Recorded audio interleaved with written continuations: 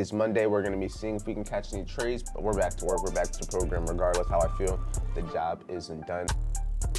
Right here, if we could retrace to this 1 hour gap. Yeah, that shit pushing. That's TP2. Don't say I didn't give y'all none. Nah, yeah, that's my trade is getting closed right here fully. It finally got the little push. I would definitely also say if you've just been trading on a live account, one thing I would recommend to kind of teach you the risk management, staying in the game, I would definitely go for like a prop firm. Evian, if you want to sponsor me. I need monies too. I got bills too. We made $2,300 today on our live account. How I made that $2,300, why I took the trade, my thought process, all of the above. Today, $2,300 on US30.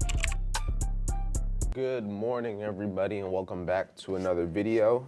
Today, it is Monday. It is the first trading day of the week, and yesterday, I was sick as fuck. I had a lot of one-on-one calls yesterday that I had to reschedule, so today, it is Monday. We're gonna be seeing if we can catch any trades, but we're also going to have to do our one-on-one calls that I wasn't able to do yesterday because I'm still a little sick.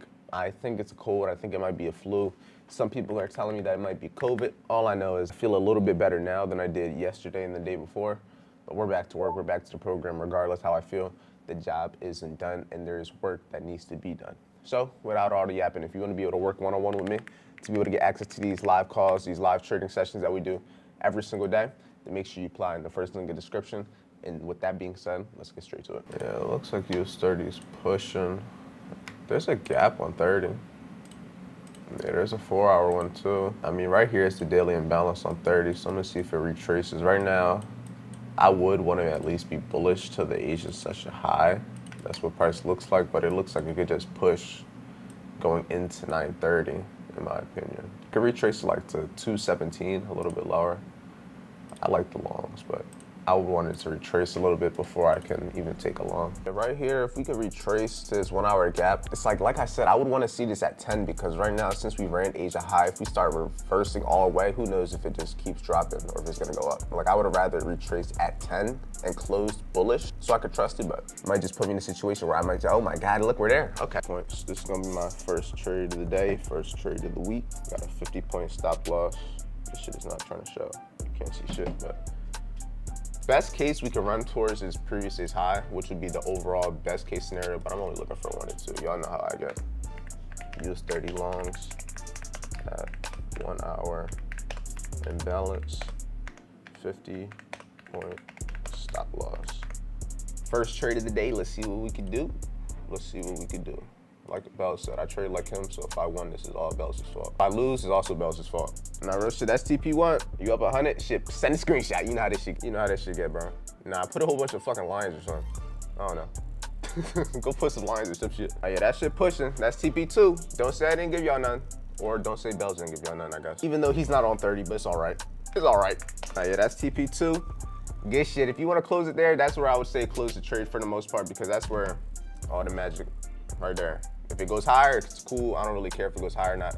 The 1 or 2 is more than enough. Nah, yeah, that's my trade is getting closed right here fully. It finally got the little push, but yeah, closing at 22. Yes, done like I closed it right before TP3. All right, whatever. I'm not gonna pretend that just happened, but yeah, I'm cool. I took my little 1 or 2.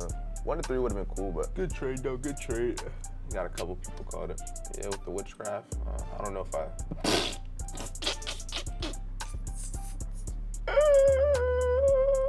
That shit going.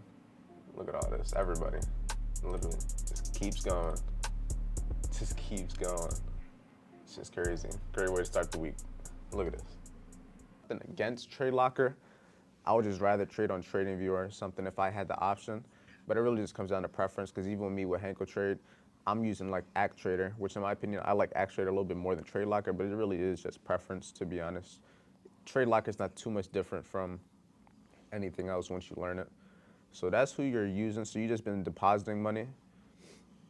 I would definitely also say if you just been trading on a live account, one thing I would recommend to kind of teach you the risk management, to teach you to staying in the game, I would definitely go for like a prop firm because a prop firm is going to allow you to have a lot more drawdown. So depending on how much money you're depositing on your live account, you may not be risking too much per trade, you know what I mean? Because usually when you're a live account, it's a lot, you're putting money that you are willing to lose, but you don't want to risk it all in one trade. So then from leveraging it down, you're risking a lot little. And then from our perspective, we're not making a lot per trade, right? So that's what leads us to want to risk more sometimes, what leads us to try to hold a trade longer to make a little bit more, which is like one of the things that we shouldn't be doing, which is why when you go into a prop firm, you'll be able to make a lot more, not risking as much because you just have a lot more drawdown. You have a lot more leverage. You have a way bigger account balance. But then it just teaches you the process that now if you go into a live account, you already have the process down. You just got to submit to time. But when you do it both ways, you can essentially spend a little bit of money with a prop firm to make a lot more to where now you can put that money into a live account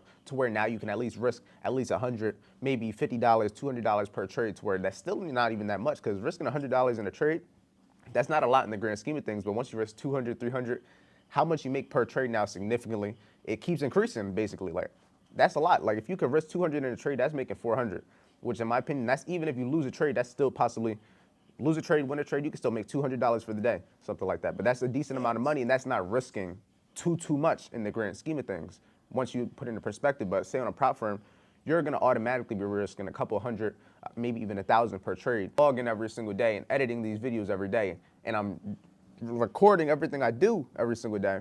I'm essentially like, that's my version of journaling almost. Because I'm doing it every day. Everything that I did, I'm literally going over. And I'm recording my trading. I'm recording if I went to the gym or not. I'm recording if I did all these different things as part of my daily schedule. So that's like a way of me journaling, but that's just a different form. You can do that same thing with the notes. But if you go back to like look at it and read it at the end of the day, then it's actually useful. But if you're just writing notes, if you're writing a journal but don't use it, then it's not as effective, you know what I mean? But it all just comes down to using the information. All right, that was one call out of the other 5 I still got to do. Yeah, I feel like shit. And I felt better when I woke up, but I probably should go take some more medicines. You know what? While I got 4 minutes, we're gonna go take some medicine. Yay! Medicine and coffee is definitely what I want to do, but I'll probably get the coffee after I do this next call. Because I have another call set up. The other 5 calls, I still got different ones that got to get set up. Got to wait for certain people to reply, unfortunately, since I couldn't talk to them on the weekend. Some of them have work and stuff, so that sucks. But I need to be up to health to be able to function, you know? I think the camera had died while I was getting the medicine. But yeah, I took the medicine. I'm about to hop on this call. Where you at, Thomas? Yo. What's up, bro?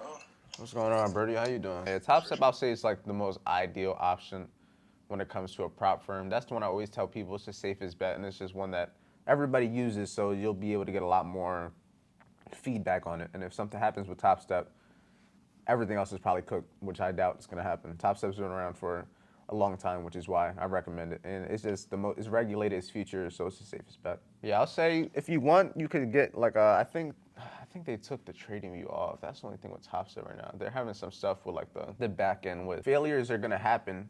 But it's all about perspective. Like you could take an L on a trade, you could blow your account, but don't look at it as the end of the world. Just look at it as all like a loss. It's a lesson. It may be the biggest L you ever took, but don't even look at it as, oh, this is the biggest L. Nope, because then it's gonna feel like that. You just gotta look at it. It's just an L. I took an L, and L's are gonna happen. It's part of the game. You just gotta learn from the L's. If you don't learn from them, it's gonna happen again. But that's why we learn from it. That's why we journal. That's why we do all those things, so that the things that happen, we don't gotta let it happen again. Were you there for the call? When was it? 2 days ago, so Saturday? No. That one was specifically on journaling. I would say if I haven't sent you certain different videos since last time we talked, let me see. Which number is yours? It's cool, but you want to actually use it. Watch one session, have notes on it, have something that you can actually use tomorrow, use today to actually see if it's going to work, actually improve that 1%. Information is cool, but it's applied information that's going to change the situation. So don't try to just watch them, because you can watch them all, but if you don't use nothing, it isn't going to matter. And if you watch a whole bunch, it's going to be a whole lot of information that you're not going to necessarily even remember. So if you do it this way, you just kind of take the notes and use it, it'll be way better off. And just you don't got to force yourself like, oh, I got to watch them all. Just take your time with it, actually try to learn it, understand it, and use it, because you can watch all 7 of these that I sent back to back. But if you watch it back to back, what are the chances you remember the important stuff? Depending on what the drawdown is, let me just look up the drawdown on a 50K account just so I have it in front of my face. So the 50K account has $2,000 max drawdown, $3,000 profit, $5 max contract. So if you have $2,000 to lose, depending on how often you want to spend $50, because it costs $50 to pay for the combine, right? If you pass it, you got to pay $150. So if you buy one account, pass that account, and do all that, it'll cost you about $200 for the entire account to have $2,000 of drawdown. Now, I think the max you could lose in a day on it, depending on what it will be different. But just going off of this stuff right here, depending on what you're willing to risk, like 250, 200 a trade, that's a good like conservative amount. But if you're okay with risking more, being a little bit more aggressive, 500 a trade is still decent, or even 500 a day. And Kostas, if you're watching this, yes, I am putting sugar in my coffee. Son of a gun. I don't even want to curse at you, Kostas. We got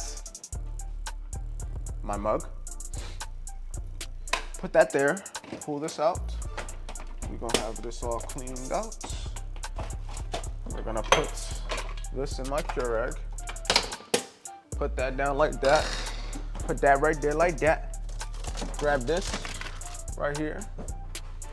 The water I'm gonna be using is specifically Evian. If you wanna sponsor me, I'm all open to working with you. If you wanna sponsor your boy. I've already been doing it for the Free-ski, so we ain't gonna be doing it for the Free-ski if we gotta work together. The best part in the world. Then we simply get that ready. And one thing I like to do when I'm making my coffee like this is I use creamer and everything, right? But this is what I do. Make sure I don't gotta mix it after. I like to put the creamer in first, just like this. And then I let it mix like that when it comes into the cup. So it saves me effort. And once the coffee is done, it's essentially fully done. I even put the sugar in it while I wait too. Just like this. It's just a little bit, nothing too crazy. And then the coffee is gonna be fully done once that's done. So now we just wait.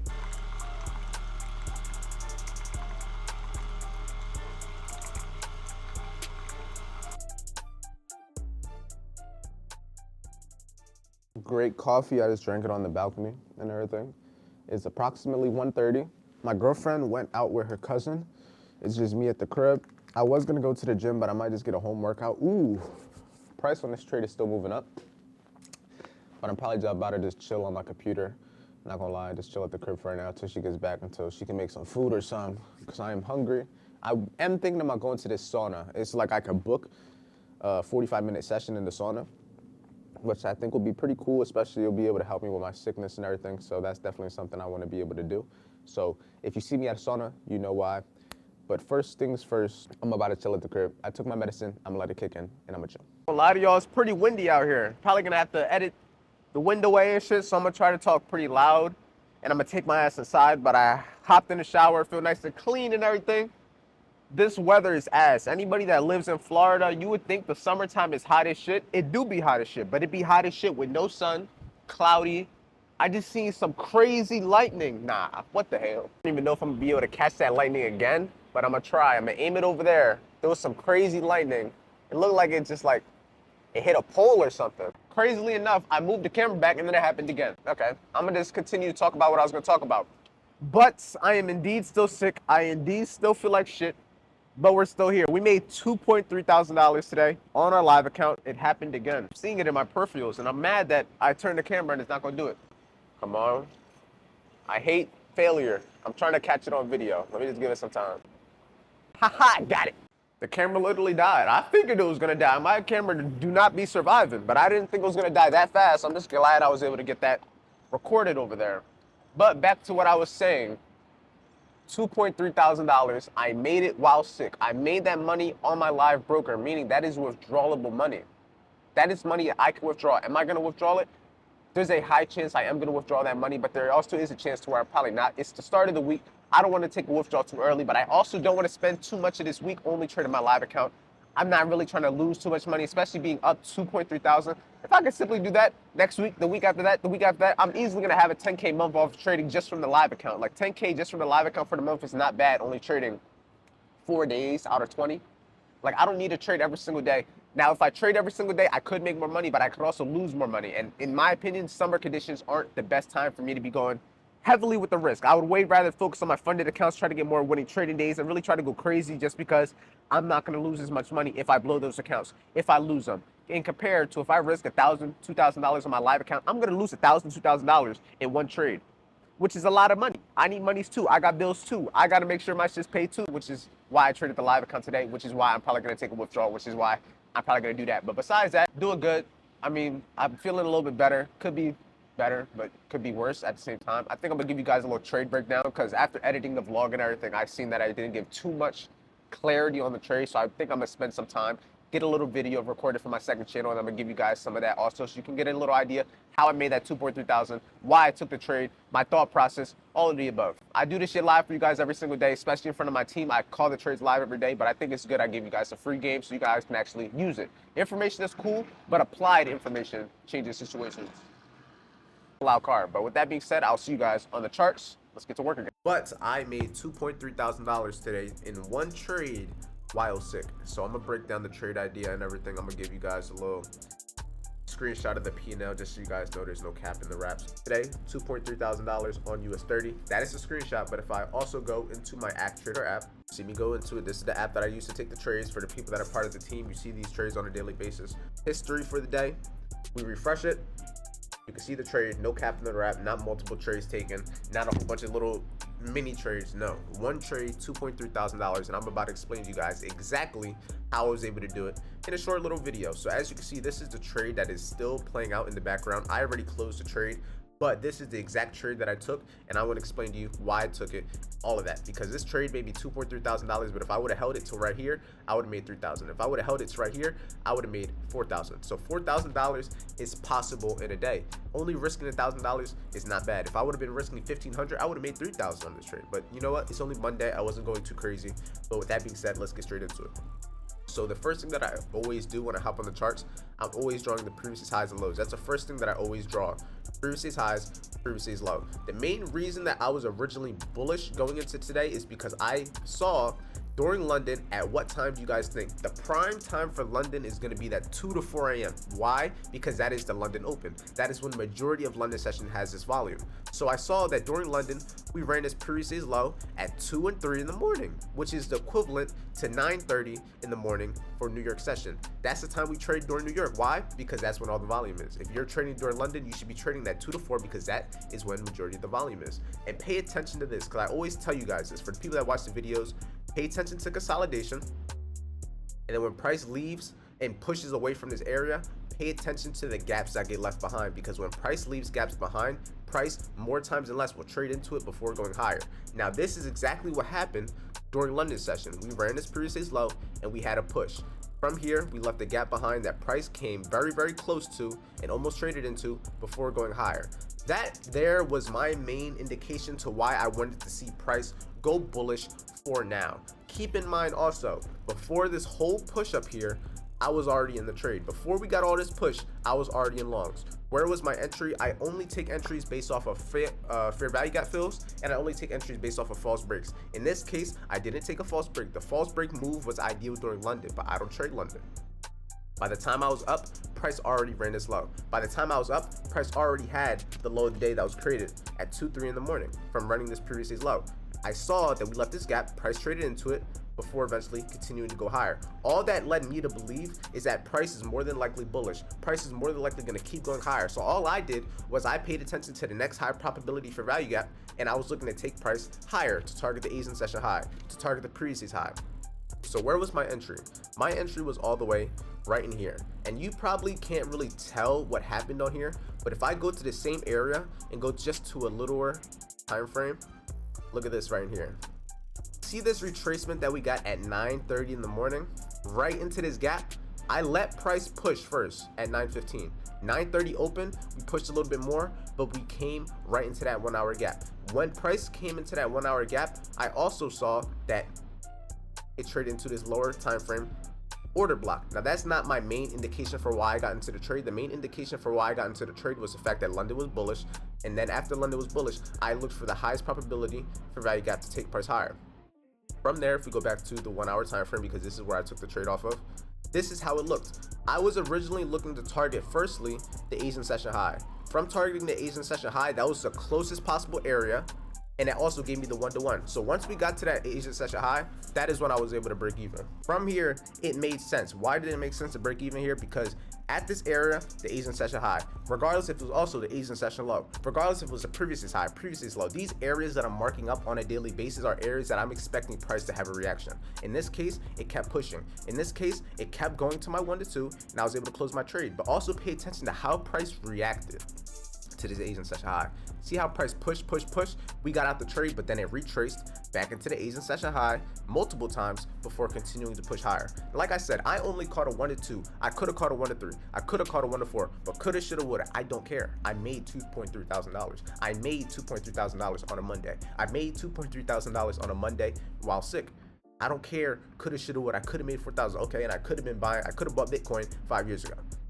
Neither here nor there. It doesn't matter. The main important thing is worrying about what you actually have in your control. And in this case, the main reason behind this trade, let's keep it simple. We've been bullish since London session. The previous day wasn't bullish, but in this case, I always pay attention to what London session does first before I look at the previous day. Because even though the previous day was bearish, it was very obviously bullish ever since London when we created the low of the day after running the previous day's low. So we were already bullish. I waited for my time to trade, which was 9:30 in the morning. We traded into a 1 hour imbalance. That was where this entry was. That in itself is more than enough confirmation for why I would want to get into a trade. Bullish trend, 1 hour gap during my right time. I don't need to have every confirmation in the world to take a trade. I just need the ones that are going to make it so I trust the trade. Simple as that. There doesn't have to be anything complicated behind it. Like I said, the overall target would have been this previous high, but coulda, shoulda, woulda. Anybody that would have been aiming for the previous high, they would have been holding this trade until the market literally closed right now.